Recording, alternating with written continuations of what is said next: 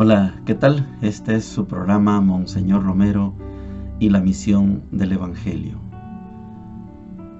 Estamos en el tercer día apenas, imagínese usted, tercer día que estamos tocando este diario de Monseñor Romero. No es lo mismo escucharlo en la catedral, en los discursos que hemos analizado, que escucharlo en el día a día, ahí en su cuartito, antes de hacer su oración final, la oración que se llama completas. Ahora, Señor, según tu promesa, puedes dejar a tu siervo irse en paz. Y se acuesta Monseñor, pero antes de acostarse y hacer la oración, él graba su diario en una grabadora de cassette. Hoy vamos a ver a Monseñor Romero en una situación difícil, pero Monseñor la tiene bien clara. Las asociaciones políticas, en este caso la organización de masa, se reúnen, los líderes se reúnen con él. Las religiosas también se reúnen con estos líderes de masa. ¿Qué hacemos? Y Monseñor Romero parte de una claridad. Los colegios católicos tienen que diferenciarse de todas las demás organizaciones. Aquí vamos a ver el caso de la Asociación Nacional de Educadores Salvadoreños Andes, 21 de junio. No se impliquen, manténganse separados y por favor no vayan a usar mi nombre. Esto es maravilloso de parte de Monseñor. Saber que como colegios católicos hay un trabajo diferenciado del resto de las organizaciones. Oigamos a Monseñor. Sábado 1 de abril. Como todos los primeros de mes, prediqué la hora santa y celebré la Santa Misa en el Hospital de la Divina Providencia. Después de la misa, hubo una audiencia que habían pedido de parte de la Confederación de Colegios de la Arquidiócesis, la directora del Colegio de la Asunción, Sor Inés, y del Colegio del Sagrado Corazón, Madre Nelly Rodríguez. Me informaron que habían estado reunidos el día anterior y ese mismo sábado para ver la posibilidad de manifestarse en solidaridad con los campesinos de San Pedro Perulapán y como solidaridad también a los llamamientos que hace el arzobispado pidiendo una información verídica y otras cosas en favor de los campesinos de aquel lugar. Les manifesté mis dificultades, sobre todo que la fueran a confundir esa manifestación de solidaridad cristiana, evangélica, con la huelga que también está propiciando para esos mismos días la Asociación de Maestros Andes, y que no fueran a ser manipulados por la Andes los colegios católicos. Me expresaron que ellos habían considerado este riesgo y que había también dificultades en el seno de la Confederación porque no todos estaban de acuerdo. Yo les dije que los dejaba a su criterio y que les agradecería que no comprometieran mi nombre en esta discusión. Después fueron a sesionar más noche y no supe ese mismo día cuáles fueron los resultados de sus deliberaciones. Llegamos a la sección de la Palabra de Dios. Continuamos estudiando esta bonita carta, nuestra carta magna, la carta a los Romanos. Hoy estamos llegando al capítulo 5. No sin antes decir que tenemos que seguir con nuestra actitud de juicio crítico sobre la carta a los Romanos. Capítulo 5, versículos del 12 al 15, del 17 al 19 y del 20 al 21, dice lo siguiente: Hermanos, lo mismo que por un hombre entró el pecado en el mundo, y por el pecado la muerte, y la muerte pasó a todos los hombres, porque todos pecaron. Si por la transgresión de uno murieron todos, mucho más la gracia otorgada por Dios, el don de la gracia que correspondía a un solo hombre, Jesucristo, sobró para la multitud. Por el delito de un solo hombre comenzó el reinado de la muerte, por culpa de uno solo. Cuanto más ahora, por un solo hombre, Jesucristo, vivirán y reinarán todos los que han recibido un derroche de gracia y el don de la justificación. En resumen, si el delito de uno trajo la condena a todos, también la justicia de uno traerá la justificación y la vida. Si por la desobediencia de uno todos se convirtieron en pecadores, así por la obediencia de uno todos se convertirán en justos. Si creció el pecado, más desbordante fue la gracia. Y así, como reinó el pecado causando la muerte, así también por Jesucristo nuestro Señor reinará la gracia causando una justificación que conduce a la vida eterna. Palabra de Dios. Te alabamos, Señor. A ver cómo podemos salir de esto. No es fácil. Tenemos que poner en el centro la palabra justificación. Hemos puesto el ejemplo de un juez. A usted lo acusan, pero usted tiene derecho a la defensa. El que lo acusa lleva sus pruebas, usted lleva sus pruebas. Al final el juez escucha ambas partes, el que acusa y el que se defiende. Y al final el juez dice, culpable, porque todas las pruebas de la acusación las dio por válida y el acusado es culpable. Pero puede ser que las pruebas presentadas no sean suficientes para nombrar a alguien culpable. Y el juez con el martillo dice, inocente. La palabra inocente es lo mismo que decir justo. Y como aquí hay un juego de contrarios, por un hombre, por uno solo entró el pecado, por uno solo entró la gracia. Un juego de contrarios. Pecado y gracia. ¿Quién puede más? ¿Las pruebas que acusan o las pruebas que defienden?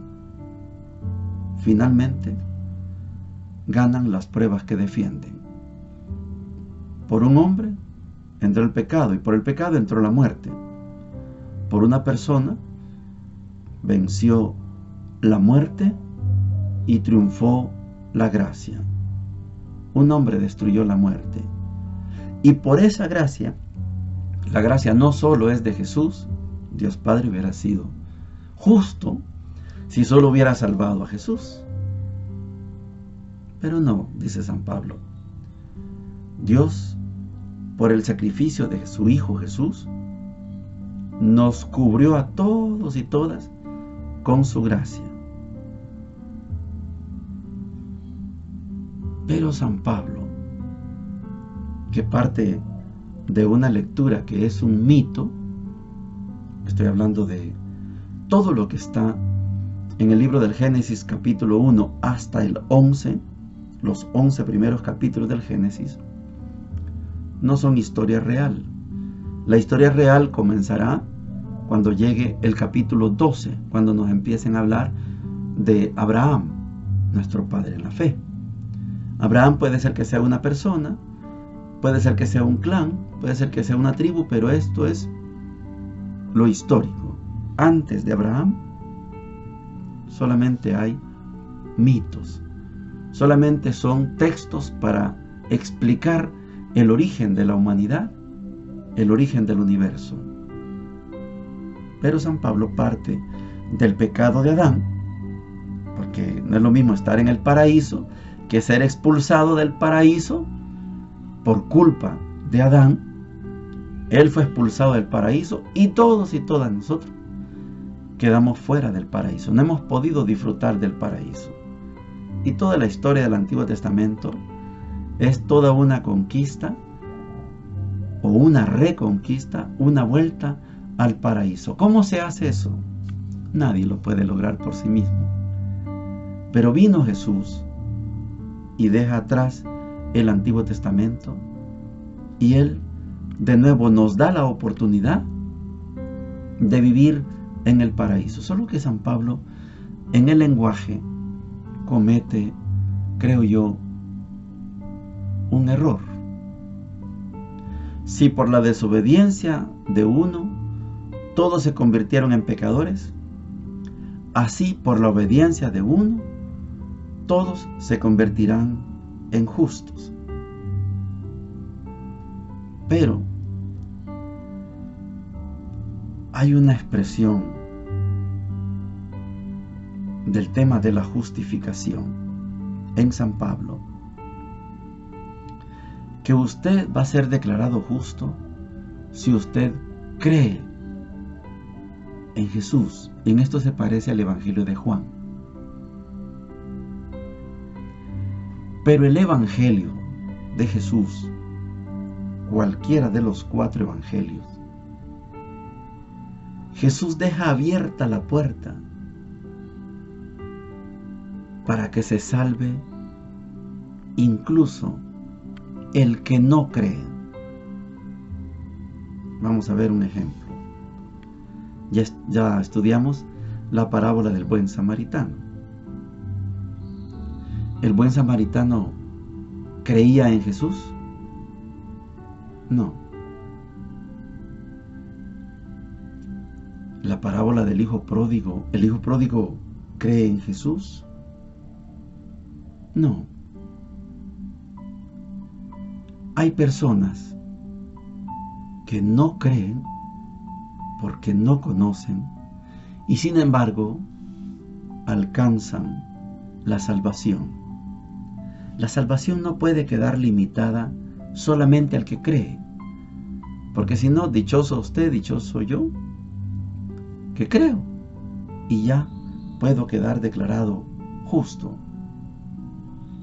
Hay personas que no creen en Jesús y siempre se van a salvar, aunque no crean, porque eso lo define Dios.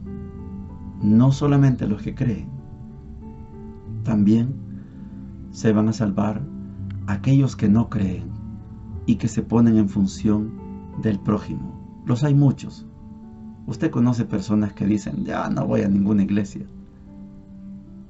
Tal vez ni siquiera se hace una señal de la cruz, ni eleva una oración. No. Pero no puedo decir yo que yo me voy a salvar y esta persona no se va a salvar. No. Porque Dios toma en cuenta no solo la fe, creer, sino también la acción. ¿Qué hace esta persona?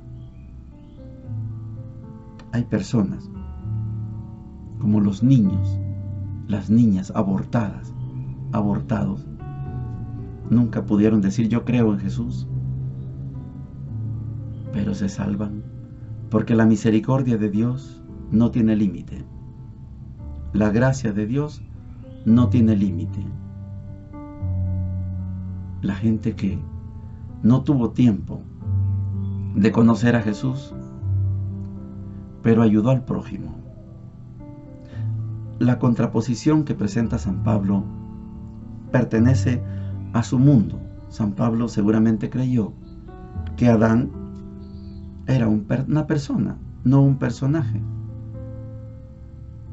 Nosotros hoy que estudiamos la Sagrada Escritura con otros lentes, con otros ojos, hemos llegado a la conclusión.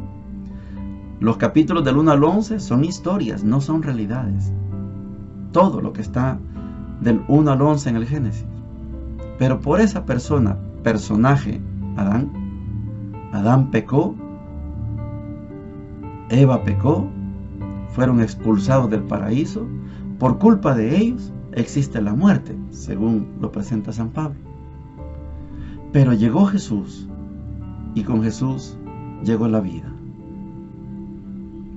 Solo que usted y yo pertenecemos a una nueva generación y tenemos que decir, no solamente se salva el que cree, también aquella persona que aunque no crea, vive para los demás, ayuda a los demás. Los hay muchos, gracias a Dios. El Evangelio de hoy está tomado de Lucas capítulo 12, versículos del 35 al 38, y dice lo siguiente. En aquel tiempo dijo Jesús a sus discípulos, tengan ceñida la cintura y encendidas las lámparas. Ustedes estén como los que aguardan a que su Señor vuelva de la boda para abrirle apenas venga y llame. Dichosos los criados a quienes el Señor al llegar los encuentre en vela. Les aseguro que se ceñirá, los hará sentar a la mesa y los irá sirviendo. Y si llega entrada la noche o de madrugada y los encuentra así, dichosos ellos. Palabra del Señor. Gloria y honor a ti, Señor Jesús. Esta es una parábola. La parábola de los criados vigilantes. Dichosos si al llegar el amo, ellos están haciendo lo que tienen que hacer. Les aseguro que el amo se va a poner la túnica y le va a decir, siéntense, les voy a servir la comida. Esto trasciende lo que estamos estudiando de San Pablo. No solamente los que crean, toda aquella que está haciendo la voluntad de Dios, aunque no sepa que está haciendo la voluntad de Dios, se salva. La salvación es un tema complicado, inagotable. Pero a usted y a mí nos basta con que sepamos que es posible. Sepamos que es posible la salvación sin creer. Mejor si creemos y hacemos las cosas que Dios quiere. Pero no podemos excluir. Yo creo, aquel no cree, yo me salvo, aquel no se salva. Eso no es cuestión de nosotros, no es asunto nuestro. Esto lo decide Dios. Voy a poner un ejemplo. Mahatma Gandhi no era cristiano, él no creía en Cristo. Alguna vez le han atribuido aquella frase, yo creo en Cristo, pero no en los cristianos, por nuestro mal ejemplo. Pero, digamos, Mahatma Gandhi es una de las grandes personalidades de la historia del siglo XX. Mahatma Gandhi no profesó la fe que usted y yo profesamos. Él es hindú, tiene su propio estilo de creer. A lo mejor nunca pronunció el nombre Jehová, Yahvé, Elohim, Shaddai, Señor de los... No, tal vez no. Pero no me diga usted que Mahatma, por no haberse convertido al cristianismo, se va a condenar. No. Voy a poner otro ejemplo.